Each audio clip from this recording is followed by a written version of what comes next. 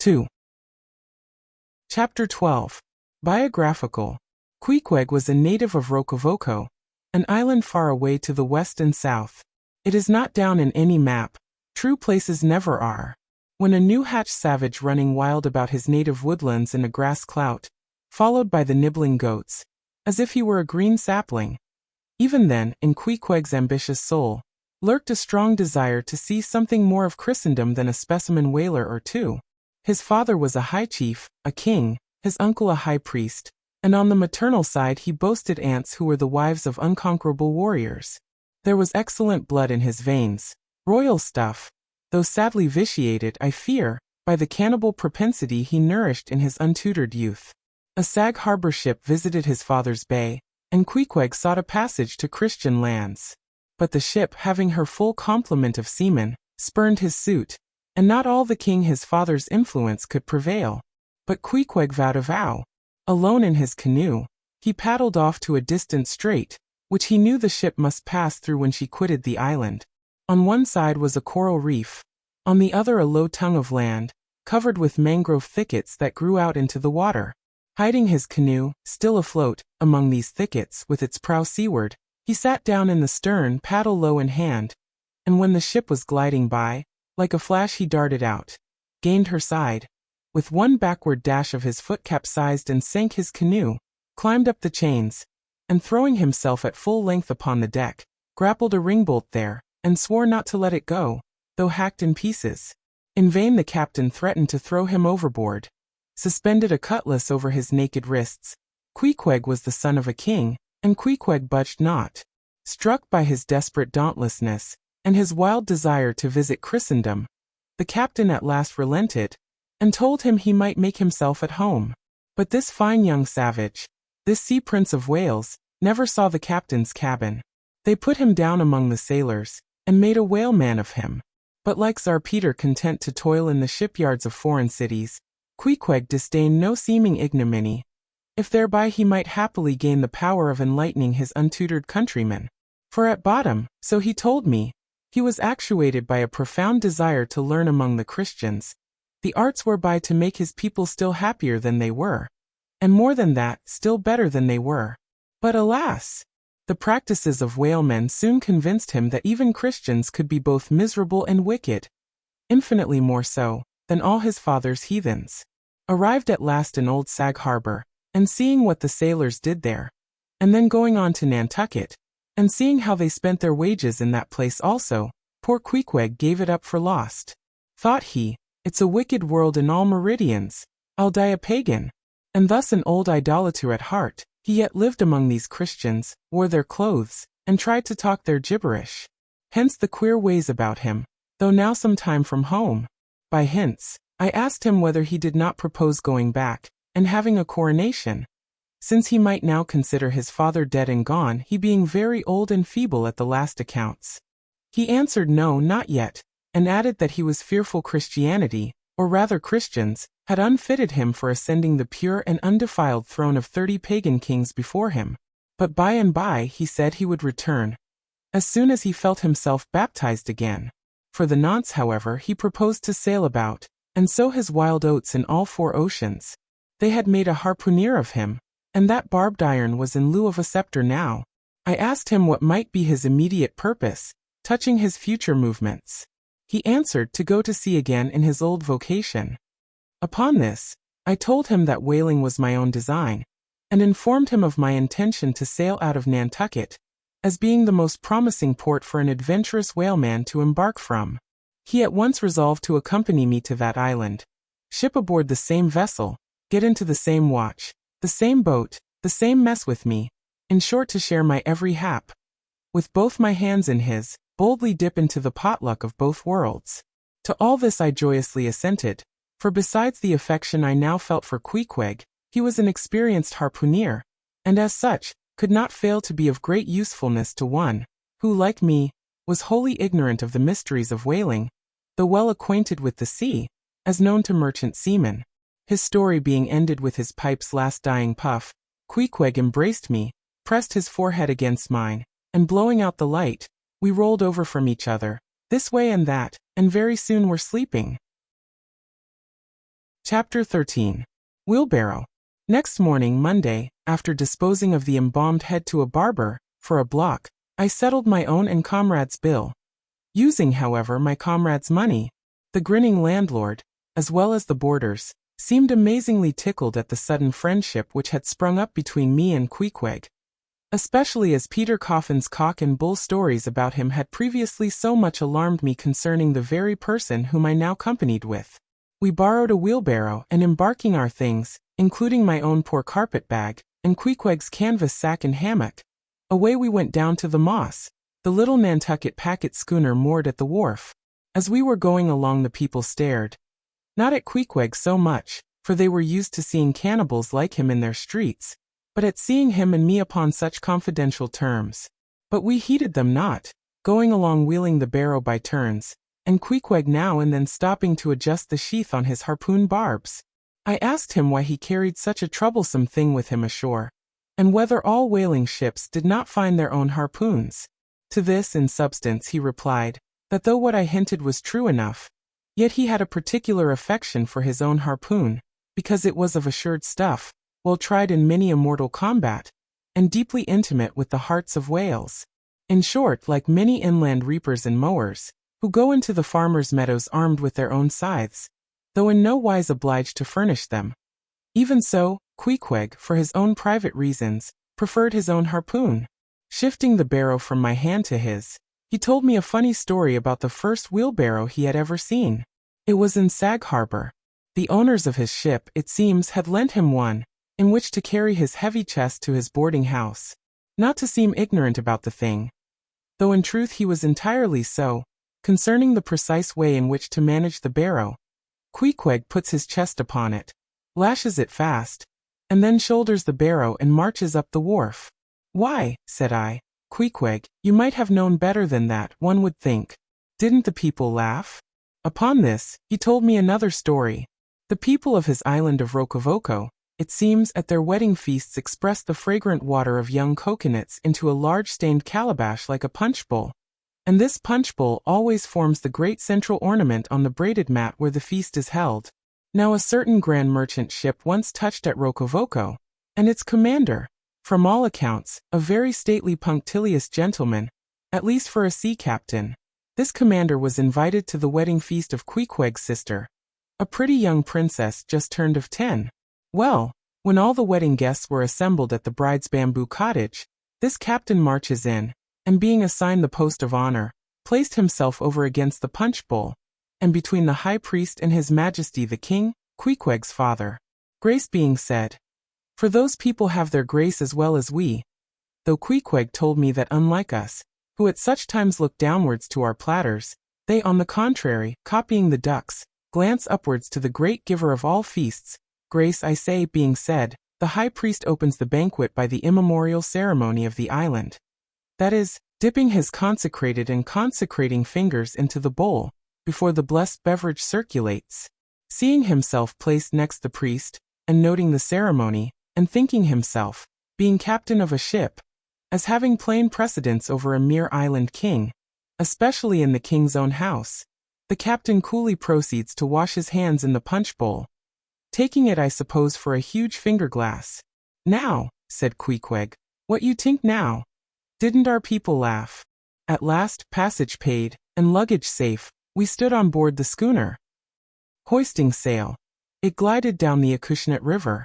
On one side, New Bedford rose in terraces of streets, their ice-covered trees all glittering in the clear, cold air.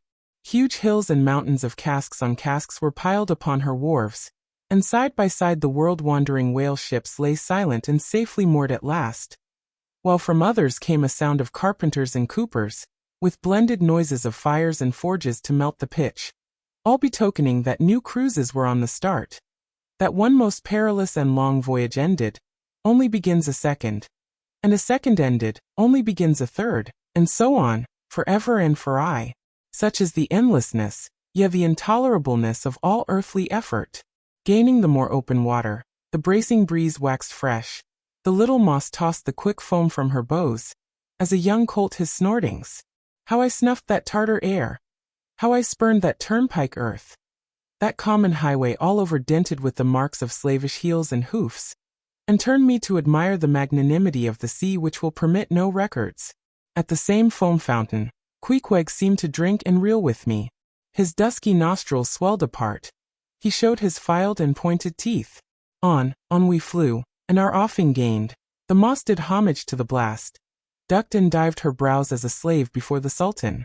Sideways leaning, we sideways darted, every rope yarn tingling like a wire, the two tall masts buckling like Indian canes in land tornadoes. So full of this reeling scene were we, as we stood by the plunging bowsprit, that for some time we did not notice the jeering glances of the passengers, a lubber-like assembly, who marveled that two fellow beings should be so companionable, as though a white man were anything more dignified than a whitewashed Negro. But there were some boobies and bumpkins there, who by their intense greenness, must have come from the heart and center of all verdure. Queequeg caught one of these young saplings mimicking him behind his back.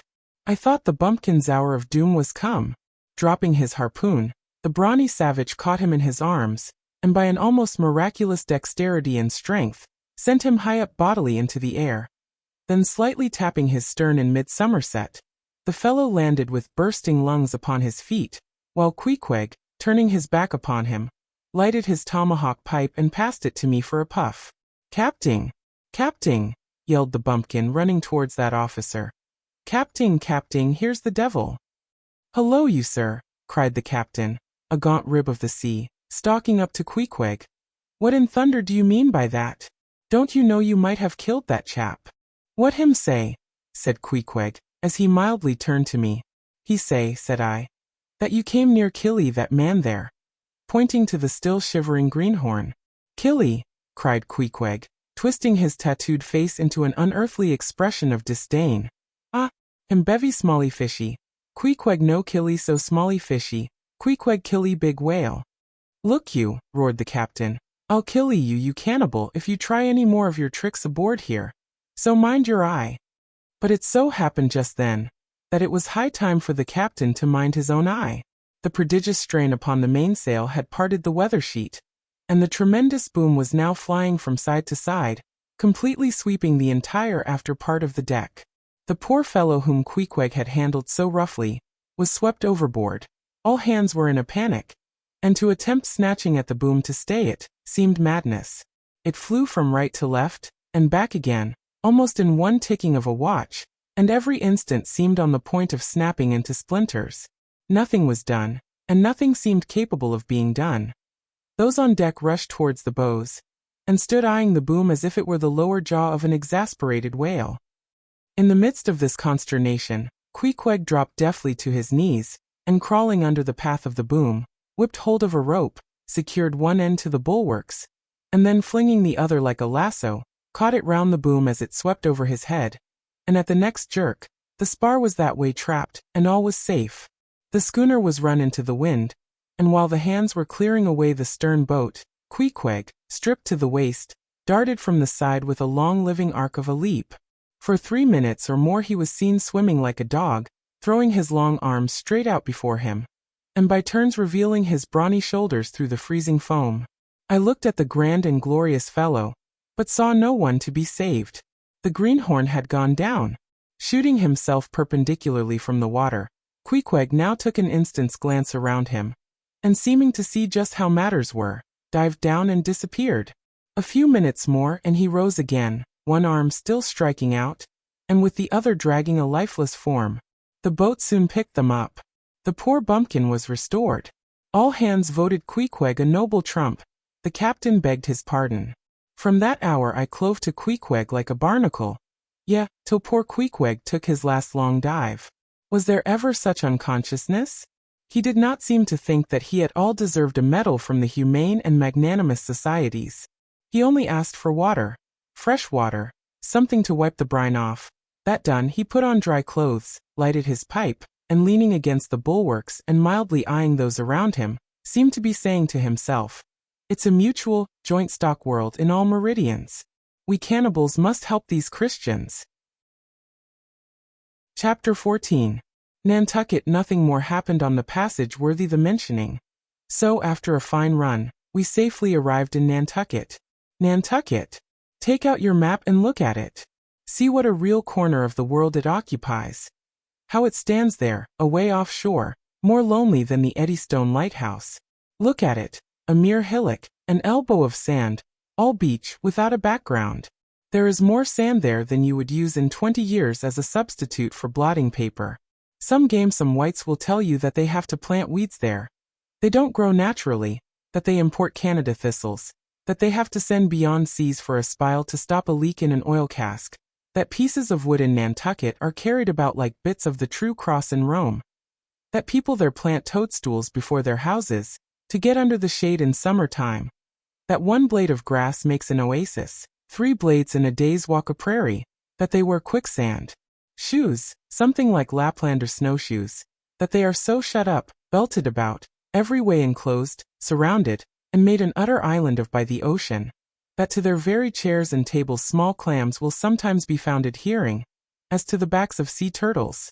But these extravaganzas only show that Nantucket is no Illinois. Look now at the wondrous traditional story of how this island was settled by the red men. Thus goes the legend. In olden times an eagle swooped down upon the New England coast, and carried off an infant Indian in his talons. With loud lament the parents saw their child borne out of sight over the wide waters. They resolved to follow in the same direction. Setting out in their canoes, after a perilous passage they discovered the island, and there they found an empty ivory casket, the poor little Indian's skeleton. What wonder, then, that these Nantucketers, born on a beach, should take to the sea for a livelihood. They first caught crabs and quahogs in the sand. Grown bolder, they waded out with nets for mackerel. More experienced, they pushed off in boats and captured cod, and at last, launching a navy of great ships on the sea, explored this watery world, put an incessant belt of circumnavigations round it, peeped in at Bering Straits, and in all seasons and all oceans declared everlasting war with the mightiest animated mass that has survived the flood. Most monstrous and most mountainous, that Himalayan, salt sea mastodon, clothed with such portentousness of unconscious power, that his very panics are more to be dreaded than his most fearless and malicious assaults. And thus have these naked Nantucketers, these sea hermits, issuing from their ant hill in the sea, overrun and conquered the watery world like so many Alexanders, parcelling out among them the Atlantic, Pacific and Indian Oceans, as the 3 pirate powers did Poland. Let America add Mexico to Texas, and pile Cuba upon Canada. Let the English overswarm all India, and hang out their blazing banner from the sun. 2/3 of this terraqueous globe are the Nantucketers. For the sea is his. He owns it as emperors own empires, other seamen having but a right of way through it. Merchant ships are but extension bridges, armed ones but floating forts. Even pirates and privateers, though following the sea as highwaymen the road, they but plunder other ships, other fragments of the land like themselves, without seeking to draw their living from the bottomless deep itself. The Nantucketer, he alone resides and riots on the sea, he alone in Bible language, goes down to it in ships, to and fro plowing it as his own special plantation. There is his home. There lies his business, which a Noah's flood would not interrupt, though it overwhelmed all the millions in China. He lives on the sea as prairie cocks in the prairie. He hides among the waves, he climbs them as chamois hunters climb the Alps. For years he knows not the land, so that when he comes to it at last, it smells like another world, more strangely than the moon would to an earthsman. With the landless gull, that at sunset folds her wings and is rocked to sleep between billows, so at nightfall, the Nantucketer, out of sight of land, furls his sails, and lays him to his rest, while under his very pillow rush herds of walruses and whales. Chapter 15. Chowder. It was quite late in the evening when the Little Moss came snugly to anchor, and Queequeg and I went ashore, so we could attend to no business that day, at least none but a supper and a bed. The landlord of the Spooterin had recommended us to his cousin Hosea Hussey of the Trypots, whom he asserted to be the proprietor of one of the best-kept hotels in all Nantucket, and moreover he had assured us that cousin Hosea, as he called him, was famous for his chowders. In short, he plainly hinted that we could not possibly do better than try potluck at the Trypots. But the directions he had given us about keeping a yellow warehouse on our starboard hand till we opened a white church to the larboard, and then keeping that on the larboard hand till we made a corner 3 points to the starboard. And that done, then asked the first man we met where the place was. These crooked directions of his very much puzzled us at first, especially as, at the outset, Queequeg insisted that the yellow warehouse, our first point of departure, must be left on the larboard hand, whereas I had understood Peter Coffin to say it was on the starboard. However, by dint of beating about a little in the dark, and now and then knocking up a peaceable inhabitant to inquire the way, we at last came to something which there was no mistaking. 2 enormous wooden pots painted black, and suspended by asses' ears, swung from the cross-trees of an old topmast, planted in front of an old doorway. The horns of the cross-trees were sawed off on the other side, so that this old topmast looked not a little like a gallows. Perhaps I was oversensitive to such impressions at the time, but I could not help staring at this gallows with a vague misgiving. A sort of crick was in my neck as I gazed up to the 2 remaining horns. Yes, 2 of them, one for Queequeg and one for me. It's ominous, thinks I. A coffin my innkeeper upon landing in my first whaling port. Tombstones staring at me in the whaleman's chapel. And here a gallows. And a pair of prodigious black pots too. Are these last throwing out oblique hints touching Tophet? I was called from these reflections by the sight of a freckled woman with yellow hair and a yellow gown, standing in the porch of the inn, under a dull red lamp swinging there, that looked much like an injured eye, and carrying on a brisk scolding with a man in a purple woolen shirt. "Get along with ye," said she to the man, "or I'll be combing ye." "Come on, Queequeg," said I. "All right. There's Mrs. Hussey." And so it turned out, Mr. Hosea Hussey being from home, but leaving Mrs. Hussey entirely competent to attend to all his affairs. Upon making known our desires for a supper and a bed, Mrs. Hussey, postponing further scolding for the present, ushered us into a little room, and seating us at a table spread with the relics of a recently concluded repast, turned round to us and said, "Clam or cod?" "What's that about cods, ma'am?" said I, with much politeness. "Clam or cod," she repeated. "A clam for supper? A cold clam, is that what you mean, Mrs. Hussey?" says I. "But that's a rather cold and clammy reception in the winter time, ain't it, Mrs. Hussey?" But being in a great hurry to resume scolding the man in the purple shirt, who was waiting for it in the entry, and seeming to hear nothing but the word clam, Mrs. Hussey hurried towards an open door leading to the kitchen, and bawling out "Clam for 2, disappeared. "Queequeg," said I, "do you think that we can make out a supper for us both on 1 clam?" However, a warm savory steam from the kitchen served to belie the apparently cheerless prospect before us. But when that smoking chowder came in, the mystery was delightfully explained. Oh, sweet friends, hearken to me. It was made of small juicy clams, scarcely bigger than hazelnuts, mixed with pounded ship biscuit, and salted pork cut up into little flakes, the whole enriched with butter, and plentifully seasoned with pepper and salt. Our appetites being sharpened by the frosty voyage, and in particular, Queequeg seeing his favorite fishing food before him, and the chowder being surpassingly excellent, we dispatched it with great expedition. When leaning back a moment and bethinking me of Mrs. Hussey's clam and cod announcement, I thought I would try a little experiment.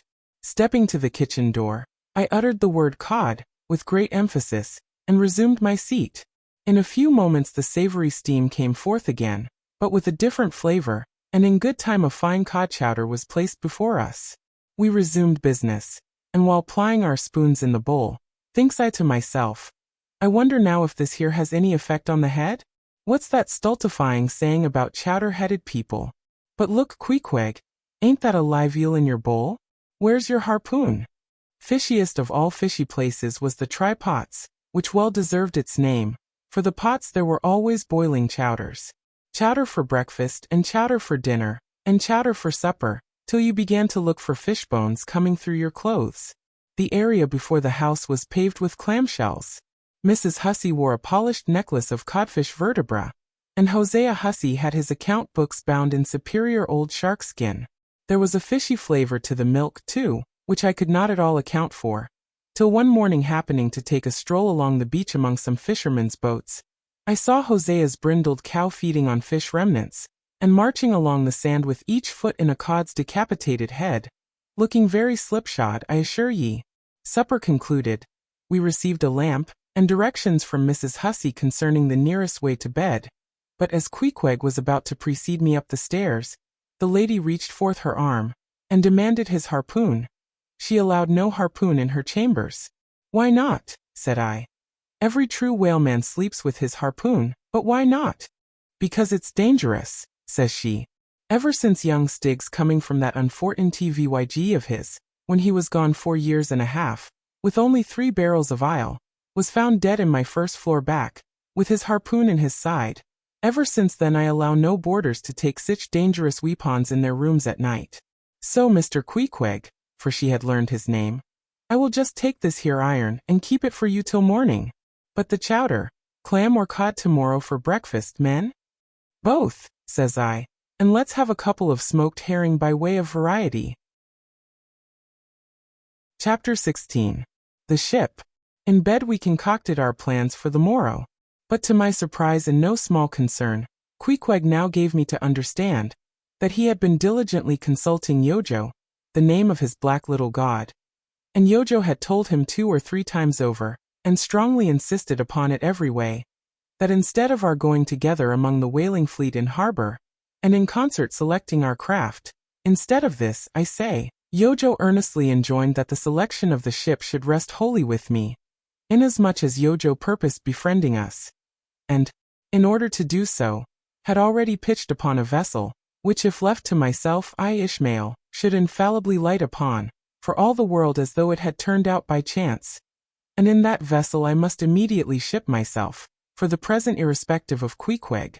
I have forgotten to mention that, in many things, Queequeg placed great confidence in the excellence of Yojo's judgment and surprising forecast of things, and cherished Yojo with considerable esteem, as a rather good sort of god, who perhaps meant well enough upon the whole, but in all cases did not succeed in his benevolent designs.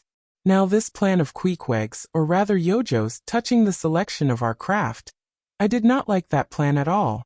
I had not a little relied on Queequeg's sagacity to point out the whaler best fitted to carry us and our fortunes securely.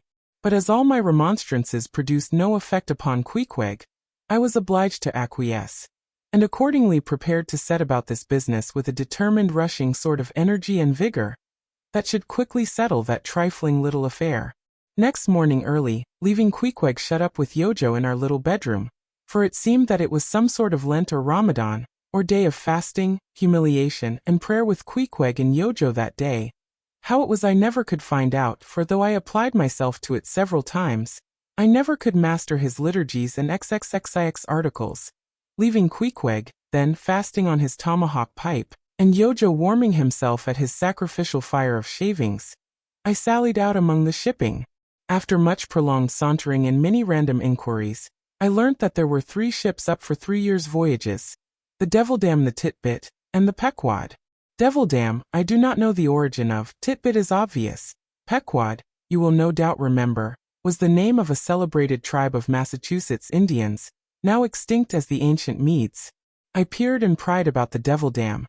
From her, hopped over to the Titbit, and finally, going on board the Pequod, looked around her for a moment, and then decided that this was the very ship for us.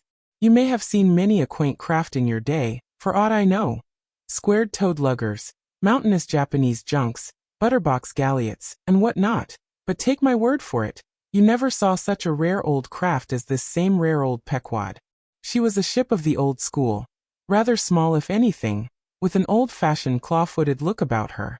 Long-seasoned and weather-stained in the typhoons and calms of all 4 oceans, her old hull's complexion was darkened like a French grenadier's, who has alike fought in Egypt and Siberia. Her venerable bows looked bearded. Her masts, cut somewhere on the coast of Japan, where her original ones were lost overboard in a gale. Her masts stood stiffly up like the spines of the 3 old kings of Cologne. Her ancient decks were worn and wrinkled, like the pilgrim-worshipped flagstone in Canterbury Cathedral where Becket bled. But to all these her old antiquities were added new and marvelous features, pertaining to the wild business that for more than half a century she had followed. Old Captain Peleg, many years her chief mate, before he commanded another vessel of his own, and now a retired seaman and one of the principal owners of the Pequod.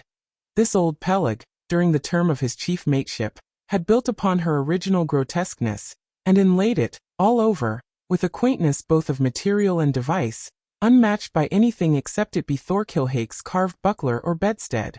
She was apparelled like any barbaric Ethiopian emperor, his neck heavy with pendants of polished ivory. She was a thing of trophies, a cannibal of a craft, tricking herself forth in the chaste bones of her enemies.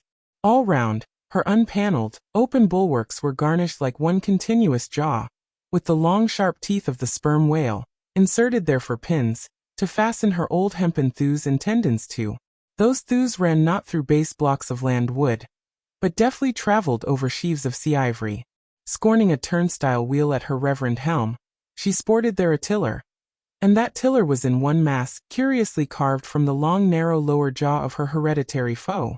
The helmsman who steered by that tiller in a tempest, felt like the Tartar, when he holds back his fiery steed by clutching its jaw. A noble craft, but somehow a most melancholy. All noble things are touched with that. Now when I looked about the quarter-deck, for someone having authority, in order to propose myself as a candidate for the voyage, at first I saw nobody, but I could not well overlook a strange sort of tent, or rather wigwam, pitched a little behind the mainmast. It seemed only a temporary erection used in port. It was of a conical shape, some 10 feet high, consisting of the long, huge slabs of limber black bone taken from the middle and highest part of the jaws of the right whale, planted with their broad ends on the deck. A circle of these slabs laced together, mutually sloped towards each other, and at the apex united in a tufted point, where the loose hairy fibers waved to and fro like a top knot on some old Potawatomi sachem's head. A triangular opening faced towards the bows of the ship, so that the insider commanded a complete view forward.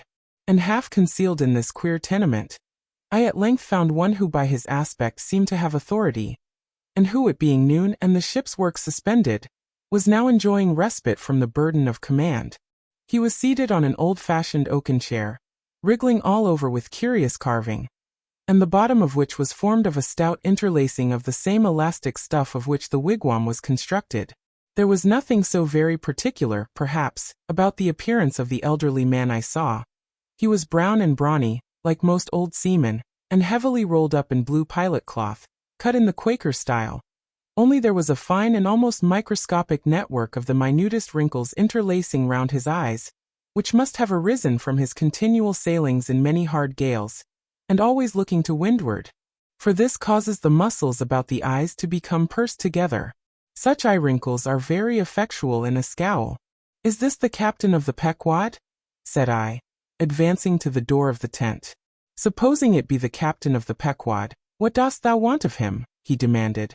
"I was thinking of shipping." "Thou wast thou?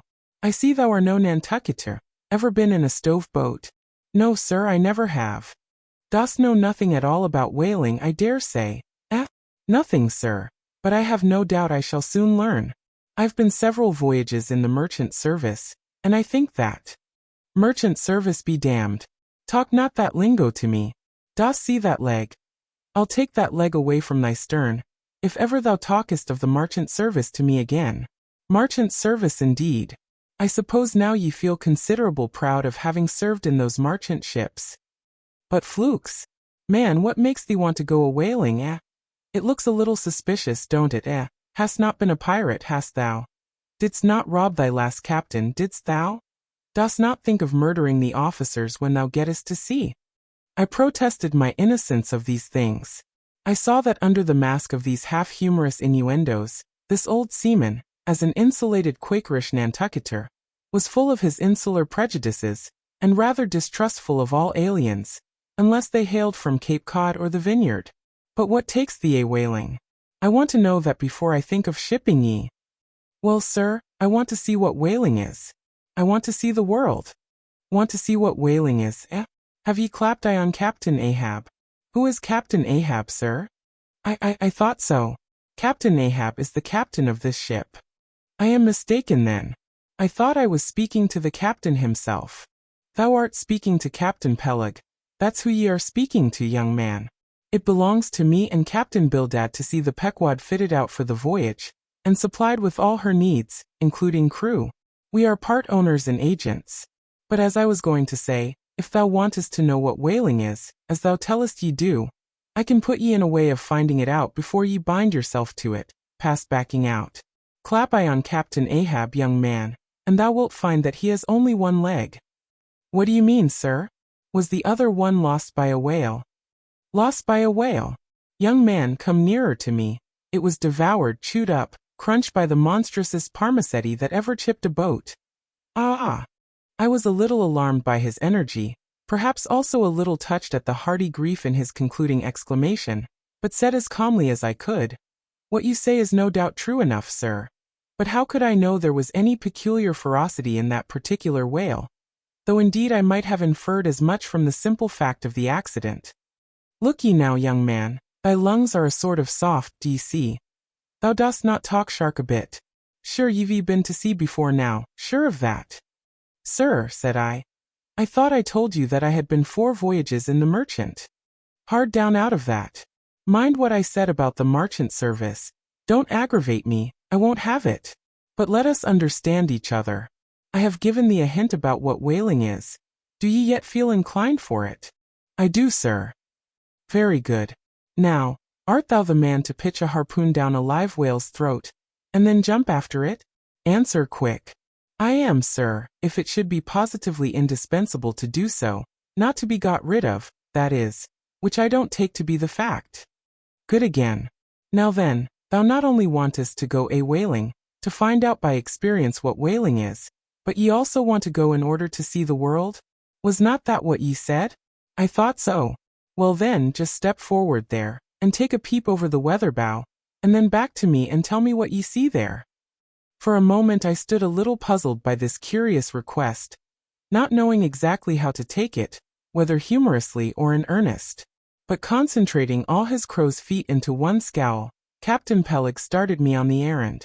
Going forward and glancing over the weather bow, I perceived that the ship swinging to her anchor with the flood tide was now obliquely pointing towards the open ocean. The prospect was unlimited, but exceedingly monotonous and forbidding. Not the slightest variety that I could see. "Well, what's the report?" said Peleg when I came back. "What did ye see?" "Not much," I replied. "Nothing but water. Considerable horizon though, and there's a squall coming up, I think." "Well, what dost thou think then of seeing the world? Do you wish to go round Cape Horn to see any more of it, eh? Can't ye see the world where you stand?" I was a little staggered, but go a-whaling I must, and I would. And the Pequod was as good a ship as any, I thought the best, and all this I now repeated to Peleg. Seeing me so determined, he expressed his willingness to ship me. "And thou mayest as well sign the papers right off," he added. "Come along with ye." And so saying, he led the way below deck into the cabin. Seated on the transom was what seemed to me a most uncommon and surprising figure. It turned out to be Captain Bildad, who along with Captain Peleg was one of the largest owners of the vessel. The other shares, as is sometimes the case in these ports, being held by a crowd of old annuitants, widows, fatherless children, and chancery wards, each owning about the value of a timber head, or a foot of plank, or a nail or two in the ship. People in Nantucket invest their money in whaling vessels, the same way that you do yours in approved state stocks bringing in good interest. Now Bildad, like Peleg, and indeed many other Nantucketers, was a Quaker, the island having been originally settled by that sect. And to this day its inhabitants in general retain in an uncommon measure the peculiarities of the Quaker, only variously and anomalously modified by things altogether alien and heterogeneous. For some of these same Quakers are the most sanguinary of all sailors and whale hunters. They are fighting Quakers, they are Quakers with a vengeance. So that there are instances among them of men, who named with scripture names, a singularly common fashion on the island, and in childhood naturally imbibing the stately dramatic thee and thou of the Quaker idiom.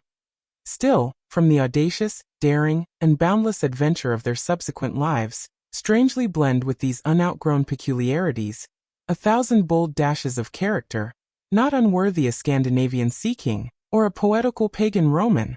And when these things unite in a man of greatly superior natural force, with a globular brain and a ponderous heart, who has also by the stillness and seclusion of many long night watches in the remotest waters, and beneath constellations never seen here at the north, been led to think untraditionally and independently, receiving all nature's sweet or savage impressions fresh from her own virgin voluntary and confiding breast, and thereby chiefly, but with some help from accidental advantages, to learn a bold and nervous lofty language, that man makes one in a whole nation's census, a mighty pageant creature, formed for noble tragedies.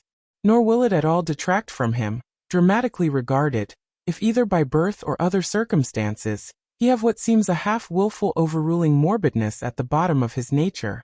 For all men tragically great, are made so through a certain morbidness.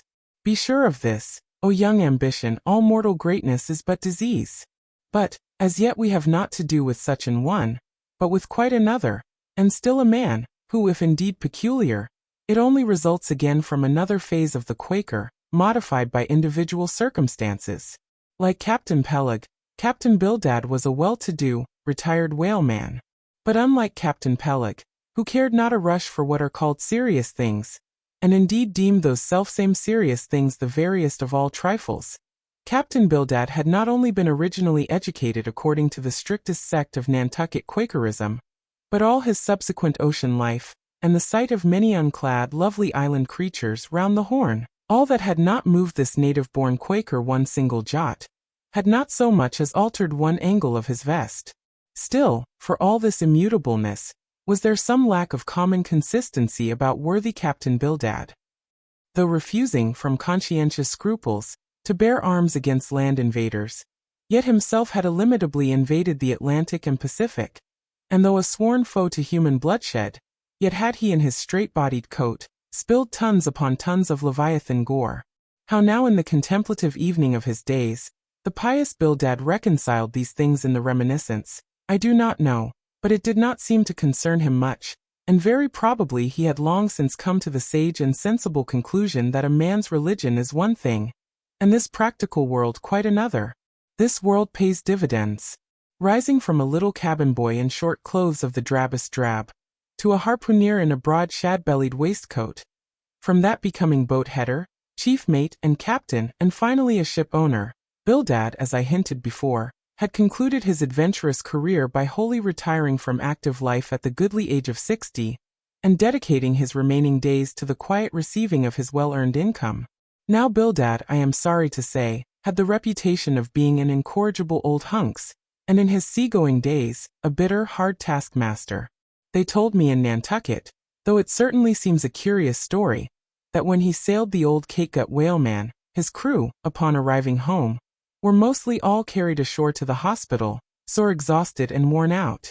For a pious man, especially for a Quaker, he was certainly rather hard-hearted to say the least.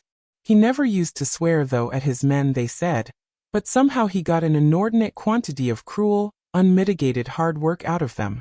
When Bildad was a chief mate, to have his drab-colored eye intently looking at you, made you feel completely nervous, till you could clutch something, a hammer or a marling spike, and go to work like mad, at something or other, never mind what. Indolence and idleness perished from before him. His own person was the exact embodiment of his utilitarian character. On his long, gaunt body, he carried no spare flesh, no superfluous beard, his chin having a soft, economical nap to it, like the worn nap of his broad-brimmed hat. Such, then, was the person that I saw seated on the transom when I followed Captain Peleg down into the cabin. The space between the decks was small, and there, bolt upright, sat old Bildad, who always sat so and never leaned, and this to save his coat tails. His broad brim was placed beside him, his legs were stiffly crossed, his drab vesture was buttoned up to his chin, and spectacles on nose, he seemed absorbed in reading from a ponderous volume. Bildad, cried Captain Peleg. At it again, Bildad, eh? Ye have been studying those scriptures, now for the last 30 years, to my certain knowledge. How far ye got, Bildad? As if long habituated to such profane talk from his old shipmate, Bildad, without noticing his present irreverence, quietly looked up, and seeing me, glanced again inquiringly towards Peleg. He says he's our man, Bildad, said Peleg. He wants to ship. Dost thee? Said Bildad in a hollow tone and turning round to me. I dost, said I unconsciously, he was so intense a Quaker. What do ye think of him, Bildad? Said Peleg. He'll do, said Bildad, eyeing me, and then went on spelling away at his book in a mumbling tone quite audible. I thought him the queerest old Quaker I ever saw, especially as Peleg, his friend and old shipmate, seemed such a blusterer. But I said nothing, only looking round me sharply. Peleg now threw open a chest, and drawing forth the ship's articles, placed pen and ink before him, and seated himself at a little table. I began to think it was high time to settle with myself at what terms I would be willing to engage for the voyage.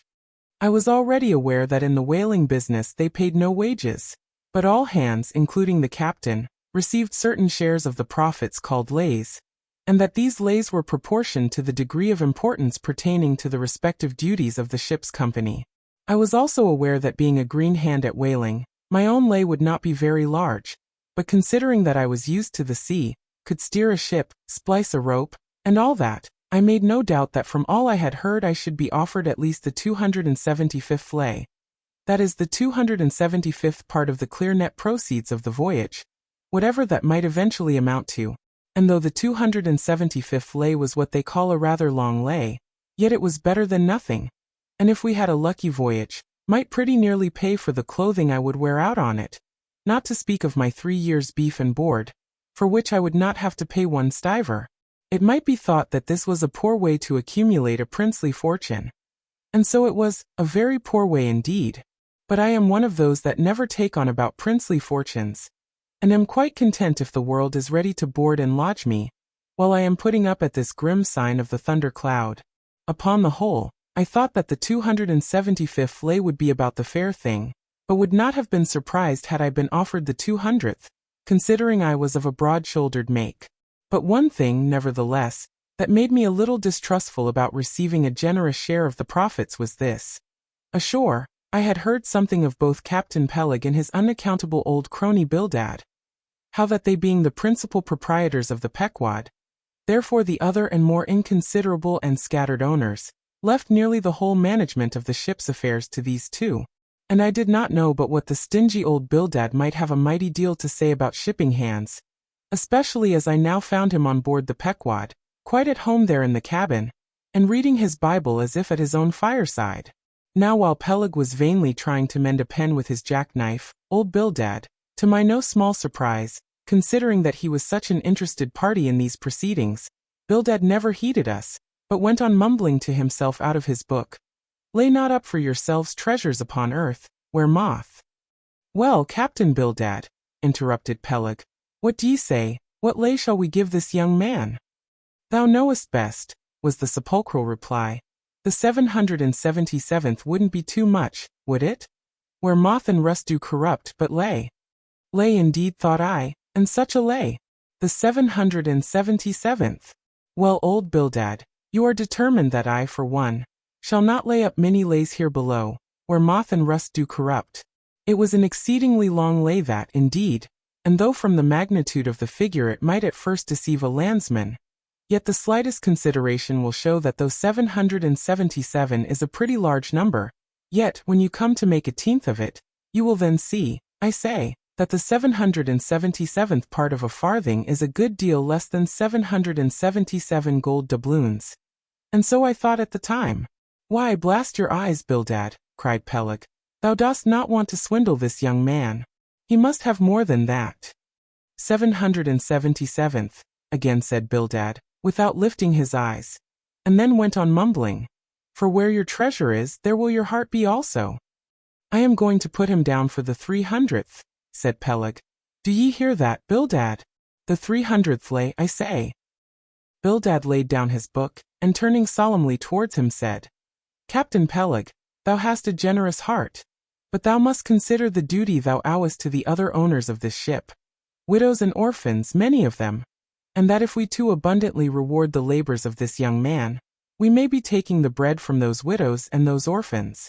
The 777th lay, Captain Peleg." "Thou Bildad," roared Peleg, starting up and clattering about the cabin. "Blast ye, Captain Bildad, if I had followed thy advice in these matters, I would afore now had a conscience to lug about that would be heavy enough to founder the largest ship that ever sailed round Cape Horn."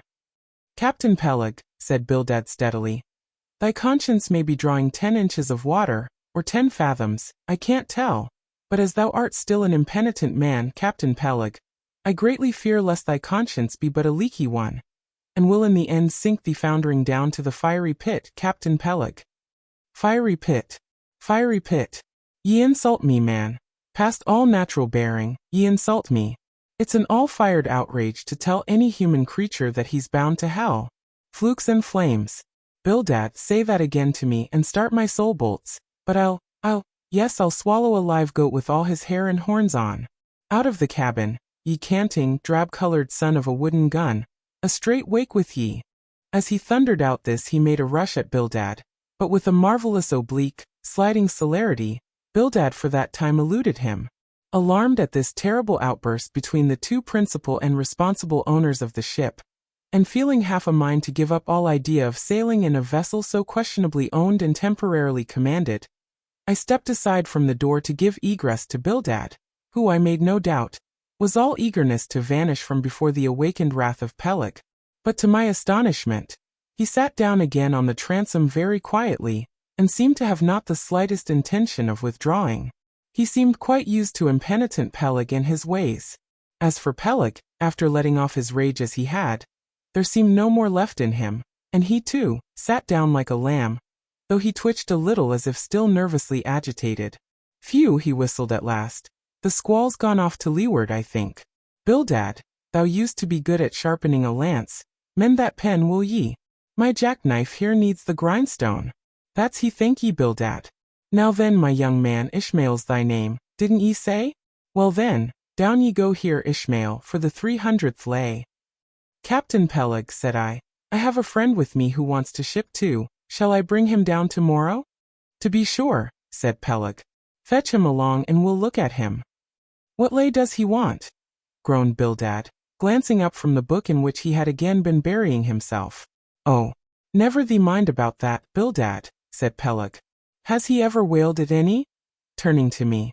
Killed more whales than I can count, Captain Peleg. Well, bring him along then.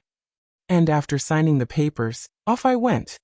Nothing doubting but that I had done a good morning's work, and that the Pequod was the identical ship that Yojo had provided to carry Queequeg and me round the Cape. But I had not proceeded far, when I began to bethink me that the captain with whom I was to sail yet remained unseen by me. Though indeed in many cases, a whale ship will be completely fitted out, and receive all her crew on board, ere the captain makes himself visible by arriving to take command. For sometimes these voyages are so prolonged, and the shore intervals at home so exceedingly brief, that if the captain have a family, or any absorbing concernment of that sort, he does not trouble himself much about his ship in port, but leaves her to the owners till all is ready for sea. However, it is always as well to have a look at him before irrevocably committing yourself into his hands. Turning back, I accosted Captain Peleg, inquiring where Captain Ahab was to be found. And what dost thou want of Captain Ahab? It's all right enough. Thou art shipped. Yes, but I should like to see him. But I don't think thou wilt be able to at present. I don't know exactly what's the matter with him, but he keeps close inside the house, a sort of sick, and yet he don't look so. In fact, he ain't sick, but no, he isn't well either. Anyhow, young man, he won't always see me, so I don't suppose he will thee. He's a queer man, Captain Ahab, so some think, but a good one. Oh, thou'lt like him well enough. No fear, no fear. He's a grand, ungodly, godlike man, Captain Ahab. Doesn't speak much, but when he does speak, then you may well listen. Mark ye, be forewarned. Ahab's above the common. Ahab's been in colleges, as well as 'mong the cannibals, been used to deeper wonders than the waves, fixed his fiery lance in mightier stranger foes than whales. His lance? Aye, the keenest and the surest that out of all our isle. Oh, he ain't Captain Bildad, no, and he ain't Captain Peleg. He's Ahab, boy, and Ahab of old, thou knowest, was a crowned king, and a very vile one. When that wicked king was slain, the dogs, did they not lick his blood? Come hither to me, hither, hither, said Peleg, with a significance in his eye that almost startled me. Look ye, lad.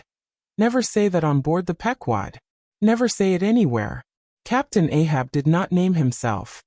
'Twas a foolish, ignorant whim of his crazy widowed mother, who died when he was only a 12-month old. And yet the old squatistic, at Gayhead, said that the name would somehow prove prophetic. And perhaps, other fools like her may tell thee the same. I wish to warn thee. It's a lie. I know Captain Ahab well. I've sailed with him as mate years ago, I know what he is, a good man, not a pious good man like Bildad, but a swearing good man, something like me, only there's a good deal more of him. I know that he was never very jolly. And I know that on the passage home he was a little out of his mind for a spell, but it was the sharp shooting pains in his bleeding stump that brought that about, as anyone might see.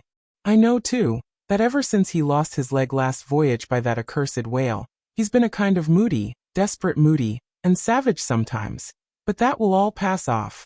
And once for all, let me tell thee and assure thee, young man, it's better to sail with a moody good captain than a laughing bad one. So goodbye to thee. And wrong not Captain Ahab, because he happens to have a wicked name. Besides, my boy, he has a wife, not 3 voyages wedded, a sweet, resigned girl. Think of that. By that sweet girl that old man has a child. Hold ye then there can be any utter, hopeless harm in Ahab? No, no, my lad, strick and blasted if he be, Ahab has his humanities. As I walked away, I was full of thoughtfulness. What had been incidentally revealed to me of Captain Ahab filled me with a certain wild vagueness of painfulness concerning him. And somehow, at the time, I felt a sympathy and a sorrow for him. But for I don't know what, unless it was the cruel loss of his leg. And yet I also felt a strange awe of him, but that sort of awe, which I cannot at all describe, was not exactly awe. I do not know what it was. But I felt it, and it did not disincline me towards him. Though I felt impatience at what seemed like mystery in him, so imperfectly as he was known to me then. However, my thoughts were at length carried in other directions, so that for the present dark Ahab slipped my mind. Chapter 17. The Ramadan. As Queequeg's Ramadan, or fasting and humiliation, was to continue all day, I did not choose to disturb him till towards nightfall. For I cherish the greatest respect towards everybody's religious obligations, never mind how comical, and could not find it in my heart to undervalue even a congregation of ants worshipping a toadstool, or those other creatures in certain parts of our earth, who with a degree of footmanism quite unprecedented in other planets, bow down before the torso of a deceased landed proprietor merely on account of the inordinate possessions yet owned and rented in his name. I say we good Presbyterian Christians should be charitable in these things, and not fancy ourselves so vastly superior to other mortals, pagans and what not, because of their half-crazy conceits on these subjects. There was Queequeg, now certainly entertaining the most absurd notions about Yojo and his Ramadan. But what of that? Queequeg thought he knew what he was about, I suppose. He seemed to be content, and there let him rest. All our arguing with him would not avail. Let him be, I say. And heaven have mercy on us all, Presbyterians and pagans alike, for we are all somehow dreadfully cracked about the head, and sadly need mending. Towards evening, when I felt assured that all his performances and rituals must be over, I went up to his room and knocked at the door, but no answer. I tried to open it, but it was fastened inside. Queequeg, said I softly through the keyhole. All silent. I say, Queequeg, why don't you speak? It's I, Ishmael. But all remained still as before. I began to grow alarmed. I had allowed him such abundant time. I thought he might have had an apoplectic fit. I looked through the keyhole, but the door opening into an odd corner of the room, the keyhole prospect was but a crooked and sinister one. I could only see part of the footboard of the bed and a line of the wall, but nothing more. I was surprised to behold resting against the wall the wooden shaft of Queequeg's harpoon, which the landlady the evening previous had taken from him, before our mounting to the chamber. That's strange, thought I, but at any rate, since the harpoon stands yonder, and he seldom or never goes abroad without it, therefore he must be inside here, and no possible mistake. Queequeg, Queequeg. All still. Something must have happened. Apoplexy. I tried to burst open the door, but it stubbornly resisted. Running downstairs, I quickly stated my suspicions to the first person I met, the chambermaid. La! La! She cried. I thought something must be the matter. I went to make the bed after breakfast, and the door was locked, and not a mouse to be heard, and it's been just so silent ever since. But I thought maybe you had both gone off and locked your baggage in for safekeeping. La! La, ma'am. Mistress. Murder. Mrs. Hussey. Apoplexy. And with these cries, she ran towards the kitchen, I following. Mrs. Hussey soon appeared, with a mustard pot in one hand and a vinegar cruet in the other, having just broken away from the occupation of attending to the castors, and scolding her little black boy meantime. "Woodhouse," cried I, "which way to it? Run for God's sake, and fetch something to pry open the door. The axe! The axe! He's had a stroke, depend upon it." And so saying I was unmethodically rushing upstairs again empty-handed, when Mrs. Hussey interposed the mustard pot and vinegar cruet, and the entire castor of her countenance. "What's the matter with you, young man? Get the axe. For God's sake, run for the doctor, someone, while I pry it open." "Look here," said the landlady, quickly putting down the vinegar cruet, so as to have one hand free. "Look here. Are you talking about prying open any of my doors?" And with that she seized my arm. "What's the matter with you? What's the matter with you, shipmate?" In as calm but rapid a manner as possible, I gave her to understand the whole case. Unconsciously clapping the vinegar cruet to one side of her nose, she ruminated for an instant, then exclaimed, "No, I haven't seen it since I put it there." Running to a little closet under the landing of the stairs, she glanced in and returning, told me that Queequeg's harpoon was missing. "He's killed himself," she cried. "It's unfortunate Stig's done over again. There goes another counterpane, God pity his poor mother. It will be the ruin of my house. Has the poor lad a sister? Where's that girl? There, Betty, go to Snarls the painter, and tell him to paint me a sign with, 'No suicides permitted here, and no smoking in the parlor.' Might as well kill both birds at once. Kill. The Lord be merciful to his ghost. What's that noise there? You young man, avast there." And running up after me, she caught me as I was again trying to force open the door. "I won't allow it. I won't have my premises spoiled. Go for the locksmith, there's one about a mile from here. But avast," putting her hand in her side pocket, "here's a key that'll fit, I guess, let's see." And with that, she turned it in the lock, but, alas! Queequeg's supplemental bolt remained unwithdrawn within. "Have to burst it open," said I, and was running down the entry a little, for a good start, when the landlady caught at me, again vowing I should not break down her premises, but I tore from her, and with a sudden bodily rush dashed myself full against the mark. With a prodigious noise the door flew open, and the knob slamming against the wall, sent the plaster to the ceiling. And there, good heavens!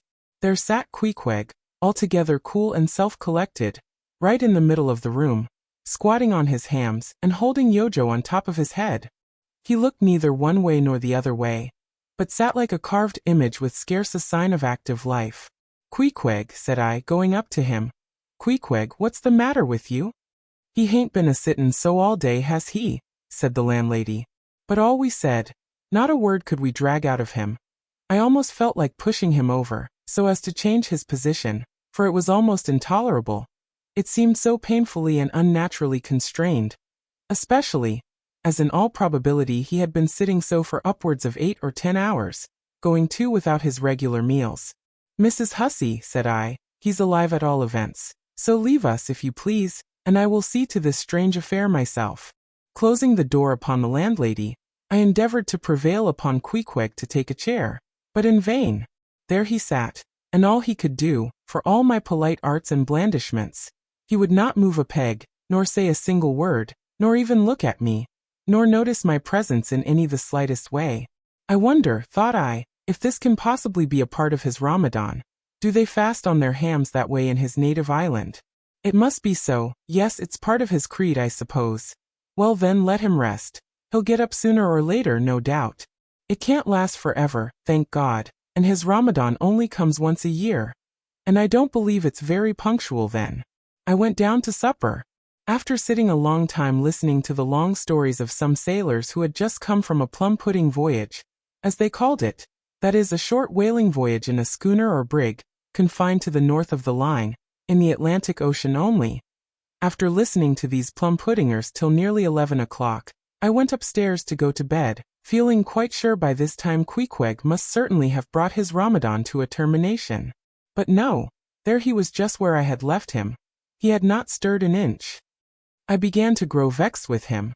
It seemed so downright senseless and insane to be sitting there all day and half the night on his hams in a cold room, holding a piece of wood on his head.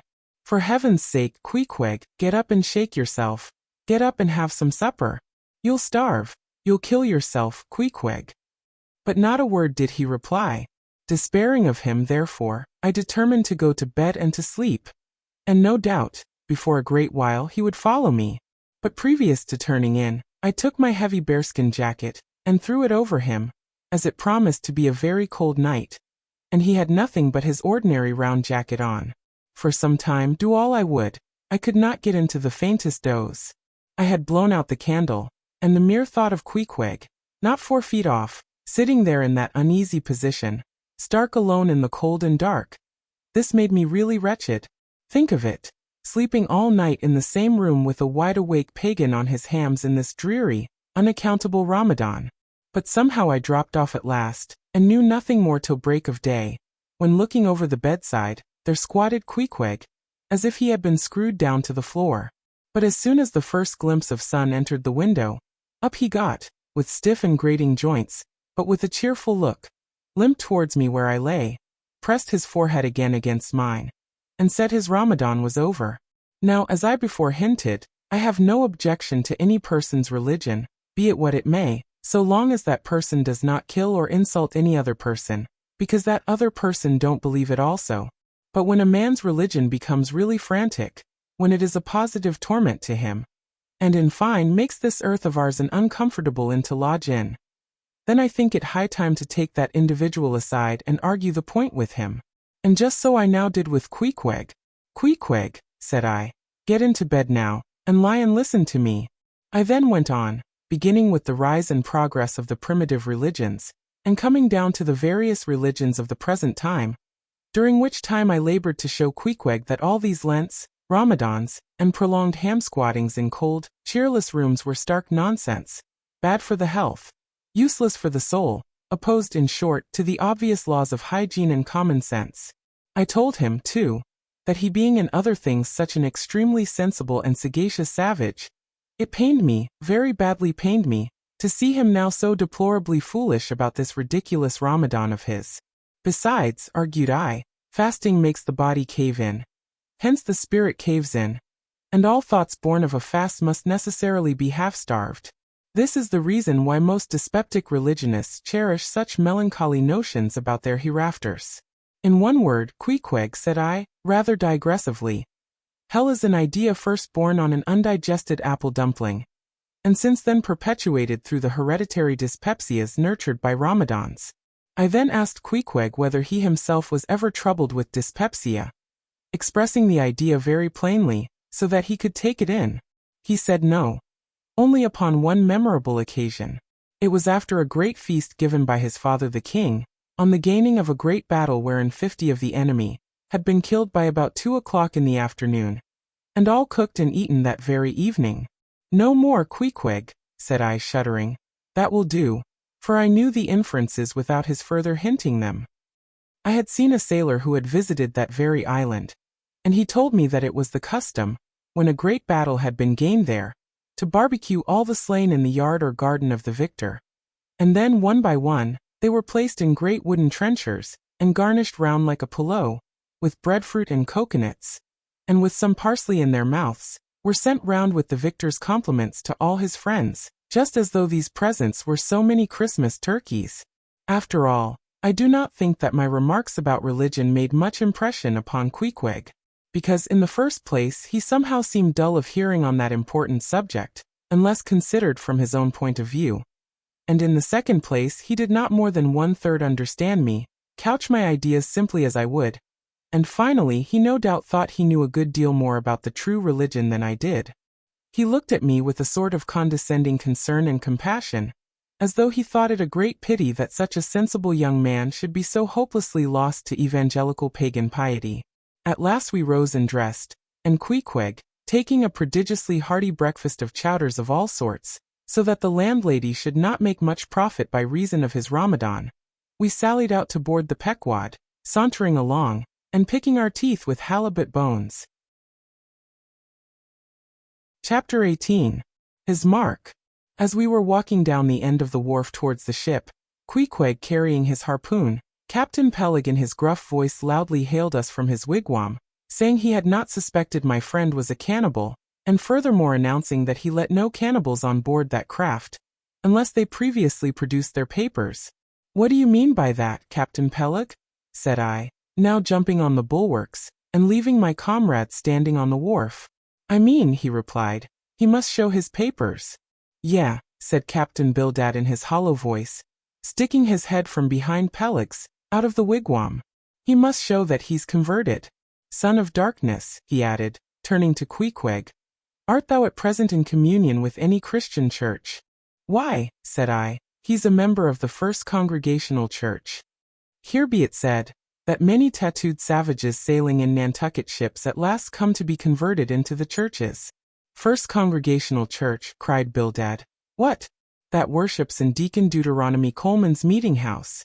And so saying, taking out his spectacles, he rubbed them with his great yellow bandana handkerchief, and putting them on very carefully, came out of the wigwam, and leaning stiffly over the bulwarks, took a good long look at Queequeg. "How long hath he been a member?" he then said, turning to me. "Not very long, I rather guess, young man." "No," said Peleg. "And he hasn't been baptized right either, or it would have washed some of that devil's blue off his face." "Do tell now," cried Bildad. "Is this Philistin a regular member of Deacon Deuteronomy's meeting? I never saw him going there, and I pass it every Lord's Day." "I don't know anything about Deacon Deuteronomy or his meeting," said I.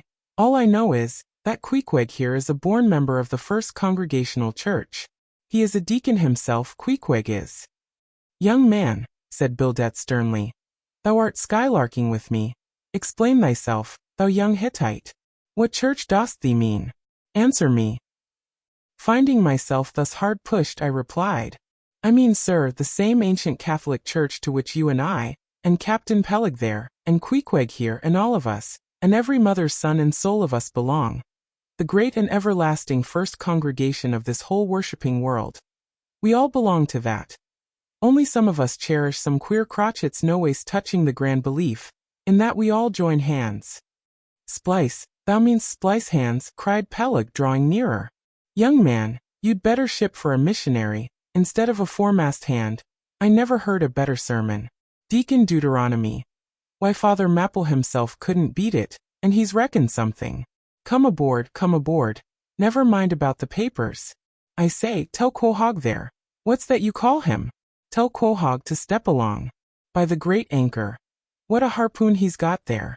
Looks like good stuff that, and he handles it about right. I say, Quahog, or whatever your name is, did you ever stand in the head of a whaleboat? Did you ever strike a fish?"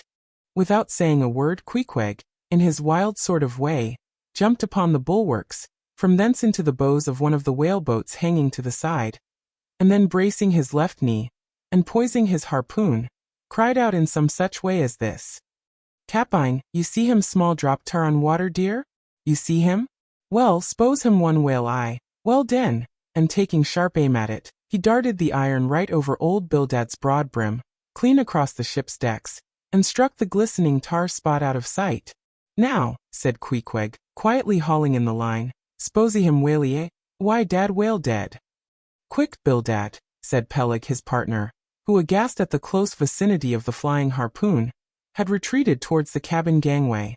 "Quick, I say you, Bildad, and get the ship's papers. We must have Hedgehog there, I mean Quahog, in one of our boats. Look ye, Quahog, we'll give ye the 90th lay, and that's more than ever was given a harpooneer yet out of Nantucket." So down we went into the cabin, and to my great joy Queequeg was soon enrolled among the same ship's company to which I myself belonged.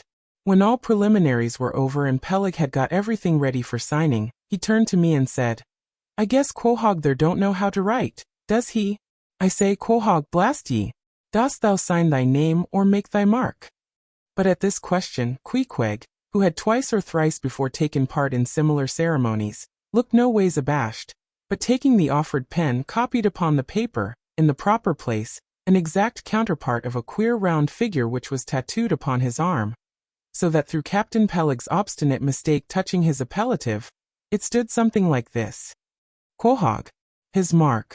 Meanwhile Captain Bildad sat earnestly and steadfastly eyeing Queequeg, and at last rising solemnly and fumbling in the huge pockets of his broad-skirted drab coat, took out a bundle of tracts, and selecting one entitled The Latter Day Coming, or No Time to Lose, placed it in Queequeg's hands, and then grasping them and the book with both his, looked earnestly into his eyes, and said, Son of darkness, I must do my duty by thee. I am part owner of this ship, and feel concerned for the souls of all its crew. If thou still clingest to thy pagan ways, which I sadly fear, I beseech thee, remain not for I a Belial bondsman. Spurn the idle bell, and the hideous dragon. Turn from the wrath to come. Mind thine eye, I say, oh, goodness gracious. Steer clear of the fiery pit. Something of the salt sea yet lingered in old Bildad's language, heterogeneously mixed with scriptural and domestic phrases. Avast there, Bildad, avast now spoiling our harpooneer, cried Peleg. Pious harpooneers never make good voyagers. It takes the shark out of 'em. No harpooneer is worth a straw who ain't pretty sharkish. There was young Nat Swain, once the bravest boat header out of all Nantucket and the Vineyard. He joined the meeting and never came to good. He got so frightened about his plaguey soul that he shrinked and sheered away from whales, for fear of afterclaps in case he got stove and went to Davy Jones. Peleg, said Bildad, lifting his eyes and hands, thou thyself as I myself hast seen many a perilous time. Thou knowest, Peleg, what it is to have the fear of death. How then canst thou prate in this ungodly guise? Thou beliest thine own heart, Peleg. Tell me, when this same Pequod here had her 3 masts overboard in that typhoon on Japan, that same voyage when thou went mate with Captain Ahab, didst thou not think of death and the judgment then? Hear him now, cried Peleg, marching across the cabin, and thrusting his hands far down into his pockets. Hear him all of ye. Think of that. When every moment we thought the ship would sink. Death and the judgment then? What? With all 3 masts making such an everlasting thundering against the side, and every sea breaking over us, fore and aft. Think of death and the judgment then? No. No time to think about death then. Life was what Captain Ahab and I was thinking of, and how to save all hands, how to rig jury masts, how to get into the nearest port. That was what I was thinking of. Bildad said no more, but buttoning up his coat, stalked on deck, where we followed him.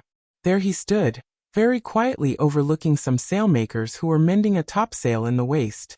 Now and then he stooped to pick up a patch, or save an end of tarred twine, which otherwise might have been wasted. Chapter 19. The Prophet. Shipmates, have ye shipped in that ship?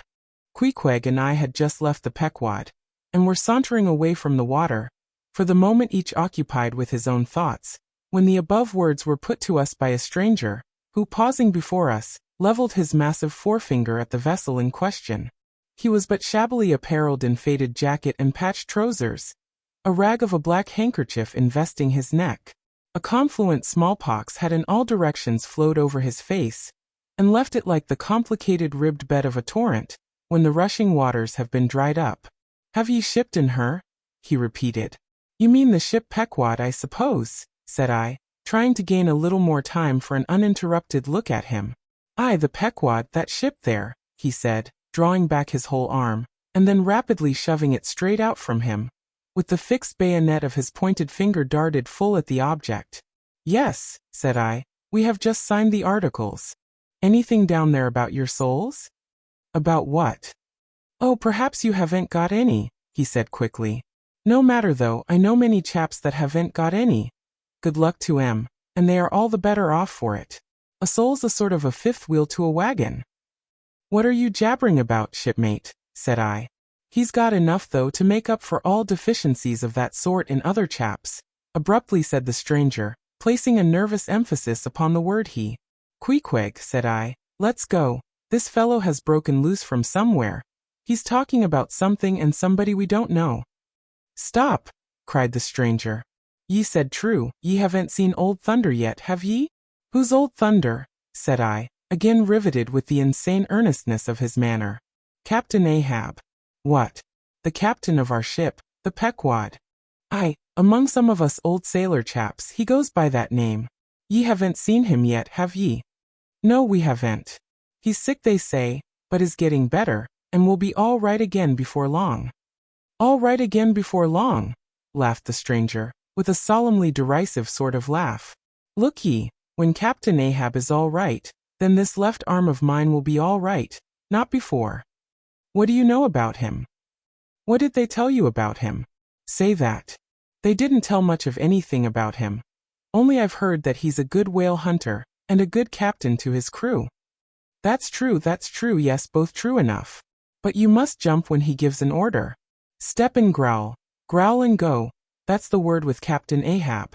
But nothing about that thing that happened to him off Cape Horn, long ago, when he lay like dead for 3 days and nights. Nothing about that deadly scrimmage with the Spaniard afore the altar in Santa. Heard nothing about that, eh? Nothing about the silver calabash he spat into? And nothing about his losing his leg last voyage, according to the prophecy. Didn't ye hear a word about them matters and something more, eh? No, I don't think ye did. How could ye? Who knows it? Not all Nantucket, I guess. But howsever mayhap, ye heard tell about the leg and how he lost it. Ye have heard of that, I dare say. Oh yes, that every one knows most. I mean they know he's only one leg, and that a Parmacetti took the other off. My friend, said I, what all this gibberish of yours is about I don't know, and I don't much care, for it seems to me that you must be a little damaged in the head. But if you are speaking of Captain Ahab, of that ship there, the Pequod, then let me tell you, that I know all about the loss of his leg. All about it, as sure you do. All? Pretty sure. With finger pointed and eye leveled at the Pequod, the beggar-like stranger stood a moment, as if in a troubled reverie. Then starting a little, turned and said, Ye shipped, have ye? Names down on the papers? Well, what's signed is signed, and what's to be will be. And then again perhaps it won't be after all. Anyhow, it's all fixed and arranged ready. And some sailors or other must go with him, I suppose. As well these as any other men, God pity 'em. Morning to ye, shipmates, morning. The ineffable heavens bless ye. I'm sorry I stopped ye. Look here, friend, said I. If you have anything important to tell us, out with it. But if you are only trying to bamboozle us, you are mistaken in your game, that's all I have to say. And it's said very well, and I like to hear a chap talk up that way. You are just the man for him. The likes of ye. Morning to ye, shipmates, morning. Oh, when ye get there, tell him I've concluded not to make one of 'em. Ah, my dear fellow, you can't fool us that way, you can't fool us. It is the easiest thing in the world for a man to look as if he had a great secret in him. Morning to ye, shipmates, morning. Morning it is, said I. Come along, Queequeg, let's leave this crazy man. But stop, tell me your name, will you? Elijah. Elijah, thought I, and we walked away, both commenting, after each other's fashion, upon this ragged old sailor, and agreed that he was nothing but a humbug, trying to be a bugbear. But we had not gone perhaps above 100 yards, when chancing to turn a corner, and looking back as I did so, who should be seen but Elijah following us, though at a distance.